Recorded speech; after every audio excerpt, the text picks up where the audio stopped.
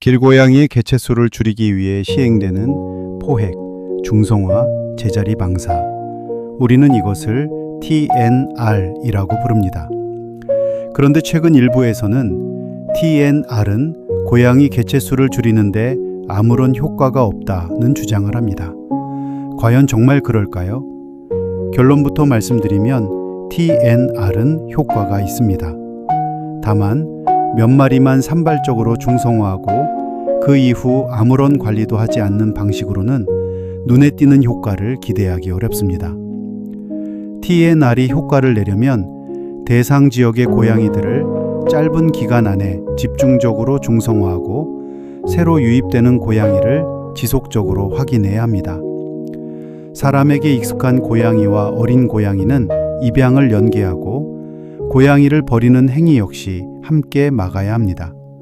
즉, TNR의 효과를 판단할 때는 단순히 중성화 수술을 했는가만 볼 것이 아니라 얼마나 높은 비율로, 얼마나 넓은 지역에서 얼마나 오랫동안 시행했는가를 살펴봐야 합니다. 실제로 이를 증명하는 연구들이 있습니다. 2022년 미국 국립과학원회보 PNAS에 발표된 장기 통제 연구에서는 지역 고양이의 70% 이상을 중성화하고 서로 연결된 넓은 지역에서 지속적으로 시행했을 때 고양이 개체수가 감소하는 결과가 나타났습니다.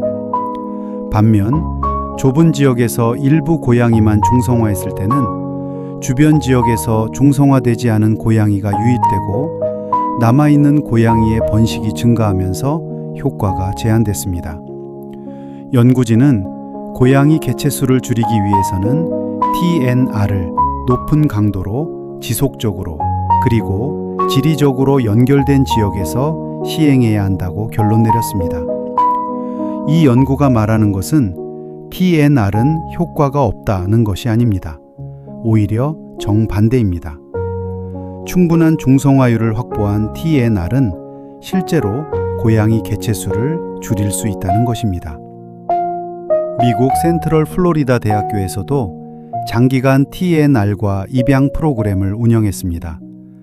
1996년 조사 당시 캠퍼스에는 68마리의 고양이가 있었지만 2019년에는 10마리만 남았습니다. 약 23년 동안 캠퍼스 고양이 개체수가 약 85% 감소한 것입니다. 이 기간에 등록된 고양이 일부는 입양됐고 새로 나타난 고양이도 즉시 중성화하거나 입양을 연계했습니다. TNR과 입양, 신규 유입 관리가 함께 시행되자 개체수 감소가 장기간 유지된 것입니다. 호주 뉴사우스 웨일스 대학교에서도 비슷한 결과가 나타났습니다. 2008년 캠퍼스에 살던 고양이는 약 69마리였습니다. 그러나 9년 동안 체계적으로 TNR을 시행한 결과 2017년에는 15마리로 감소했습니다. 무려 78%가 줄어든 것입니다. 더 중요한 사실은 연구 기간 중 외부에서 새로운 고양이가 계속 들어왔음에도 중성화와 입양, 지속적인 개체 확인을 통해 감소세를 유지했다는 것입니다. 미국 플로리다 키라르고 지역에서 진행된 23년간의 장기 연구도 있습니다. 1999년 455마리였던 고양이가 2013년에는 206마리로 감소했습니다. 약 55%가 줄어든 것입니다. 개체수만 감소한 것이 아니었습니다. 고양이들의 평균 연령은 높아졌고 고양이 백혈병 바이러스와 고양이 면역 결핍 바이러스의 감염률도 감소했습니다. 장기적인 TNR이 개체수 조절뿐 아니라 고양이들의 건강과 복지 개선에도 도움이 될 수 있다는 결과입니다. 미국 플로리다의 또 다른 연구에서는 약 11.9제곱킬로미터의 특정 지역을 대상으로 2년 동안 집중적인 TNR을 시행했습니다. 연구진은 추정 개체수의 약 54%에 해당하는 2,366마리를 포획해 중성화했습니다. 그 결과 집중적으로 TNR을 시행한 지역에서는 보호소로 들어오는 고양이 수가 66% 감소했습니다. 반면 중성화 강도가 낮았던 다른 지역은 12% 감소하는 데 그쳤습니다. 같은 지역, 같은 기간이라도 얼마나 집중적으로 중성화를 시행했는지에 따라 결과가 크게 달라진 것입니다. 2024년 브라질에서 발표된 연구에서도 18개월 동안 TNR과 입양을 병행한 결과 고양이 군집의 크기가 47.8% 감소했습니다. 연구가 끝날 무렵에는 확인된 고양이의 98.8%가 중성화된 상태였습니다. 이러한 연구들이 보여주는 사실은 분명합니다. TNR은 효과가 없는 제도가 아닙니다. 중성화율이 지나치게 낮거나 일부 지역에서만 산발적으로 시행하거나 수술 후 관리를 중단하면 효과가 제한될 수 있습니다. 그러나 그것은 TNR 자체가 효과 없다는 증거가 아닙니다.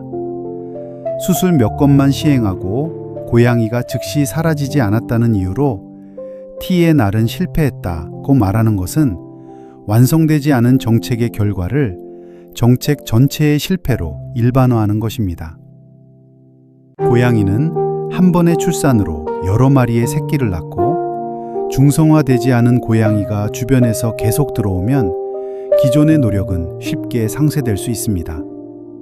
따라서 TNR은 한 번의 행사가 아니라 장기간 이어지는 개체수 관리 정책이어야 합니다. 높은 중성화율, 연속된 지역에서의 집중 시행, 새롭게 나타난 고양이에 대한 신속한 중성화, 유기 방지, 새끼 고양이와 사람에게 익숙한 고양이의 입양, 그리고 정확한 개체수 조사와 지속적인 관리. 이 조건들이 함께 갖춰질 때 TNR은 고양이의 출생을 줄이고 장기적으로 개체수를 감소시킬 수 있습니다. 물론 TNR이 모든 문제를 단번에 해결하는 완벽한 방법이라고 말할 수는 없습니다. 야생동물 보호와 주민 갈등, 질병 관리와 고양이 복지 문제도 함께 고려해야 합니다. 하지만 그렇기 때문에 더욱 체계적인 관리가 필요한 것입니다.